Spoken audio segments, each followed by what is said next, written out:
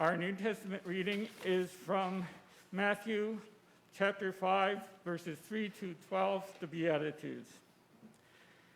Blessed are the poor in spirit, for theirs is the kingdom of heaven. Blessed are those who mourn, for they will be comforted. Blessed are the meek, for they will inherit the earth. Blessed are those who hunger and thirst for righteousness, for they will be filled. Blessed are the merciful, for they will receive mercy.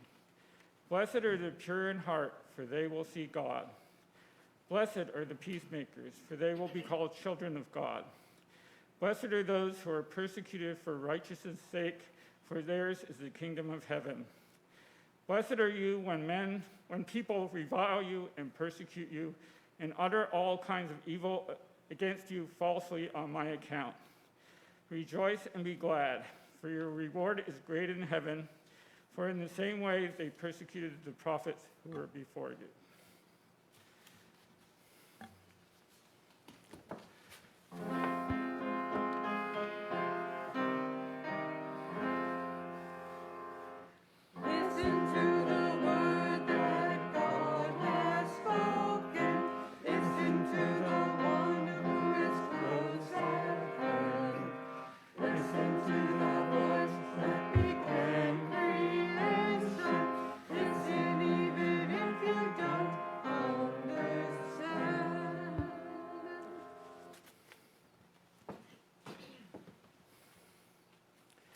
After I retired in September 2019, I began volunteering at several places.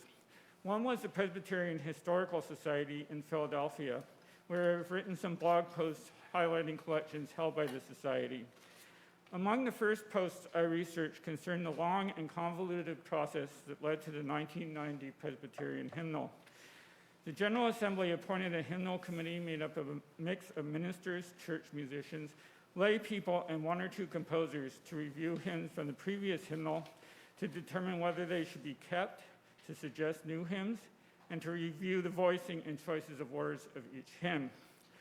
Well, as might be suspected, this effort resulted in controversy as a number of beloved old hymns were omitted as non-appropriate for the time. One such omission was the Battle Hymn of the Republic, omitted from the 1990 and the present hymnal as glorifying war.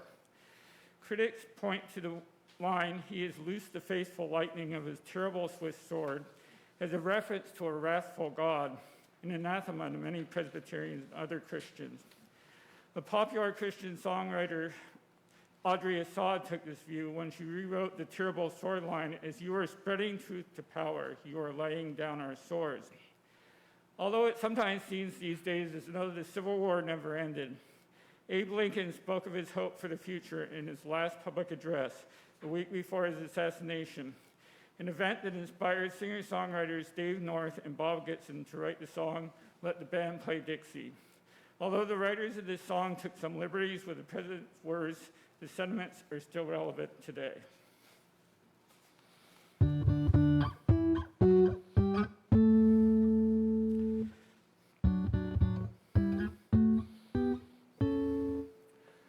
The news was run from Richmond in that fading April sun that Lee had handed Grant his sword, the war was finally won. Into the peace streets the people spilled, feeling the excitement build, and the crowd around the White House milled, asking, "Is it true? It's finally done."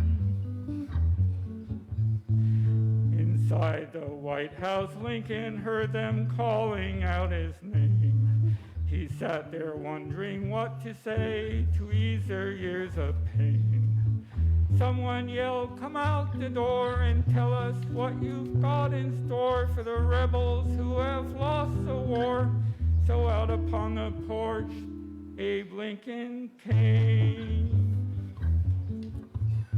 He said, "We are gathered not in anger, but in celebration.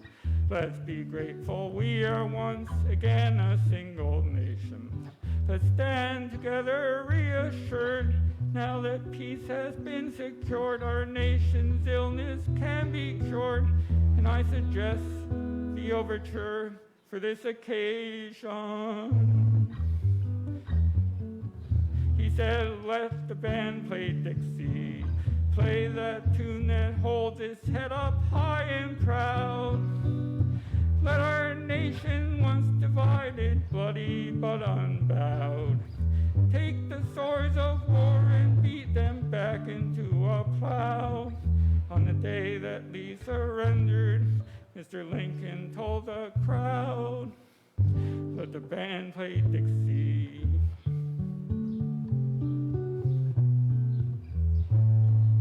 The tired Union soldier hobbled on his only limb, filled with bitter memories the war had left with him. Dragged his wooden leg and cane, his face was set and creased with pain. Stumbled, fell, and rose again, and he wondered what the future held for him. He spied a black child kneeling there in humble gratitude. He knelt down right beside her to share her thankful mood. Grateful words were raised in prayer. God, in your sweet loving care, our broken lives now please repair. Let our wounded nation be renewed. He said, let the band play Dixie, play that tune that holds its head up high and proud. Let our nation, once divided, bloody but unbowed, take the sword of war and beat them back into a plow. On the day that Lee surrendered, Mr. Lincoln told the crowd, let the band play Dixie.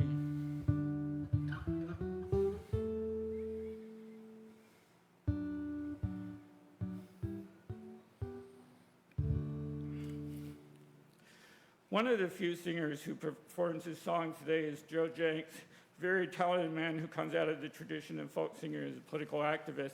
And I would encourage you, if you're interested, his version of it is on YouTube, and I'd encourage you to listen to it. I wrote to him, and he was kind enough to provide his thoughts about the song as it currently is. I think Lincoln's words are still sage, the spirit of them. When you have won, be gracious. Do not dig your heel into a fallen foe, but rather be magnanimous in all the ways possible as you claim victory and seek to build a new future. It's part of how you franchise people, enemies, and allies into helping you build that new future. I am not sure if people understood Lincoln's gesture then much more than they do now, but I think we must, for the sake of the Republic, find ways to be more compassionate in all things, even while we demand justice. Justice and vengeance are not the same thing.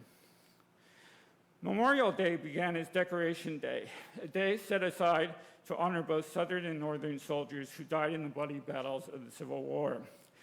The original tradition was to go to the cemetery and decorate graves of the war dead with flowers. Longtime Atlantic Monthly editor Thomas Bailey Aldrich wrote, Decoration Day is the most beautiful of our national holidays. The grim cannon have turned into palm branches, and the shell and the shrapnel into peach blossoms. Some communities, such as my hometown of Norwalk, Connecticut, honor those who died in the Civil War and subsequent conflicts with parades. But in Haddon Heights and other communities, the parade is on July 4th, while Memorial Day is marked by a solemn ceremony of remembrance at the local war memorial. While the words of the Battle Hymn of the Republic were the product of a civil war, its tune was a product of early American Methodist camp meetings and was familiar to many. Throughout the Union Army, groups of soldiers adopted the tune for a marching song, John Brown's Body, about a somewhat crazed abolitionist who sought to begin a slave revolt by attempting to overrun the federal armory at Harper's Ferry. He was subsequently convicted and hung. The first stanza is, John Brown's body lies a-moldering in his grave, but his soul goes marching on. In 1861, a couple from New England, Dr. Samuel Gridley Howe and his wife, Julia Ward Howe, an essayist and poet, were in Washington, D.C. to meet federal officials and to observe the living conditions of soldiers as representatives of the United States Sanitary Commission. While her husband was busy with meetings, Julia Howe joined with Unitarian ministers James Freeman Clark and William Henry Channing to visit military hospitals and camps. As they rode back to Washington, D.C. from Virginia, they heard troops singing John Brown's Body. Clark asked Julia Ward Howe why she had not written some good words for the tune. The following night, she slept restlessly as impressions of the soldiers, verses from the Bible, and passages from literature swirled in her mind. The next day, she put pen to paper in a poem, The Battle Hymn of the Republic. She later submitted the poem to Atlantic Monthly and received the grand sum of $4 when it was published. Soon after, it was paired with a tune of John Brown's Body to form the tune we know today. The Civil War visit to Washington proved a turning point in Howe's life. Seeing the difficulties of military life and a hint of combat made Howe convinced of the futility and injustice of war. In the years following, she wrote and spoke over the need for peace. Convinced that women could play important roles in changing minds and hearts, she proposed an international peace conference for women and a day honoring mothers and their commitment to peace. Later in life, she also became a prominent voice in the campaign to give women the vote. From being a writer of the words to the hymn that many believe glorifies war, she became a leading national voice for peace and social justice. In the Sermon on the Mount, Jesus spoke, "Blessed are the peacemakers, for they will be called the children of God." The term peacemakers has been widely abused over time. Colt Firearms sold a Peacemaker pistol. A series of comic superheroes were called the Peacemakers. There are several gun ranges named Peacemaker or Peacemakers. So how is Memorial Day related to peacemaking? What is the purpose of Memorial Day beyond growing up a storm of hamburgers? Scholars, religious leaders, clergy, and thoughtful members of the public have long struggled with that subject. For many of us who, just a moment while I get a little bit of water.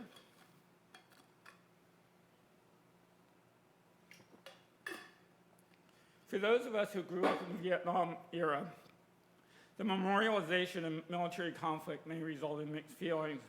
In my hometown, these feelings came out as my high school band was called upon to play for the dedication of a memorial to Private First Class Daniel John Shea, an Army medic from Norwalk, who was posthumously awarded the Medal of Honor for his valor in saving the lives of several of his fellow soldiers. At least one of my fellow band members refused to play at the dedication because of her opposition to war. However, in my mind, it is possible to both honor those who serve our country while opposing a conflict in which they have been called to fight. A college friend of mine realized this in her own family. I knew her as a vocal anti-war activist during college. She and her husband have 2 children, one of whom, Josh, didn't feel comfortable in the expected path of high school, college, and into an office job. He joined the Army and found a niche there. He served in Afghanistan and is now in North Carolina as a member of the Green Berets. And his mother, Zoe, the anti-war activist, is incredibly proud of him. The role of conflict in the life of a Christian has long been a subject of debate in the church. Some denominations, the Mennonites, the Society of Friends, and the Church of the Brethren, hold the view that Jesus' teachings in the New Testament forbid Christian participation in war and violence. In other denominations, most notably the Catholic Church, beginning with St. Augustine, the concept of a just war was raised and the parameters for such a war were formulated. Among those who struggle most mightily about the role of war in modern society and the commemoration of it are those who fought in it and those who had to send people off to war. Among the latter was President Harry S. Truman. On May 11, 1950, Congress passed a joint resolution indicating that Memorial Day, which had long been set aside to pay tribute to those who lost their lives in war, should be dedicated also for nationwide prayer for permanent peace. Truman signed the resolution with a statement of support. Another president whose struggles to reconcile war and peace became well known was Dwight Eisenhower. In a 1946 address to the Canada Club, he said, "I hate war as only a soldier who has lived it can, only as one who has seen its brutality, its futility, its stupidity." In a 1953 speech before the Society of Newspaper Editors, Eisenhower illustrated the economic cost of war. Every gun that is made, every warship launched, every rocket fired signifies, in the final sense, a theft from those who hunger and are not fed, those who are cold and not clothed. The world at arms is not spending money alone. It is spending the sweat of its laborers, the genius of its scientists, scientists the hopes of its children. The cost of one modern heavy bomber is this: a modern brick school in more than 30 cities. It is 2 fine, fully equipped hospitals. It is some 50 miles of concrete highway. We pay for a single fighter plane with 500,000 bushels of wheat. We pay for a single destroyer with new homes that could have housed more than 8,000 people. This, I repeat, is the best way of life to be found on the road the world has been taking. This is not a way of life at all in any true sense. Under the cloud of threatening war, it is humanity hanging from a cross of iron. Although the numbers have changed, the fact remains that the country's defense spending is huge. In 2019, the total defense spending in the United States was $732 billion. $6 billion more than that of the next 10 defense budgets combined, those of China, India, Russia, Saudi Arabia, France, Germany, the United Kingdom, Japan, South Korea, and Brazil. Yet there are some politicians and commentators who continue to say that the defense budget is too small. This is not to say that all spending is for war. It is not. Some of your taxpayer dollars support disaster relief from the National Guard, pay for locks and dams that enable goods and materials to be efficiently moved through inland parts of the country, as well as the excellent organization that the National Guard put in place to efficiently get New Jerseyans vaccinated in Morristown and other places. It also does not mean that the country does not spend anything to promote peace. It does. The United States Institute of Peace, established by Congress in 1984, which sends conflict resolution experts to conflicts throughout the world, survived the recent budget scare. In a recent year, its budget was a little less than $38 million. The total appropriation is 0.000052 times that of the defense budget. We will never reach equity in spending for peace versus spending for war. But Jesus calls us to be peacemakers. What does it look like? It does not consist solely of posting on Facebook about your views or arguing with your cousin with whom you never agree. I'm guilty of that. It involves taking steps to make peace in the world. Our communities, our country, and the world is far from being at peace. In their global conflict tracker, the Council on Foreign Relations lists 26 open conflicts or areas of civil disturbance around the world. I think few would say that we are currently a nation or a world at peace. Our nation has been torn apart by self-righteous factions, urged on by self-righteous politicians looking to improve their chances of election or re-election. The world has been decimated by COVID, and innocent people have long been pawns in major power chess games. Jesus' call for us to be peacemakers seems increasingly far away. But as Mahatma Gandhi said, in a gentle way, you can shake the world. More recently, Malala Yousafzai said, if you want to end war, then instead of sending funds, send books. Instead of sending tanks, send pens. Instead of sending soldiers, send teachers. Both show us how to be peacemakers. Jesus provides us with models of how to be a peacemaker throughout the New Testament. He was not without anger, witness the money changers in the temple. But because his righteous anger was specifically directed at the particular evil, it was effective. Far more common is Jesus in his role as a listener, showing his compassion for the people of the earth. Could this be part of a vision of a new Memorial Day, a day honoring those who fought in order to help us become the peacemakers that God intended us to be?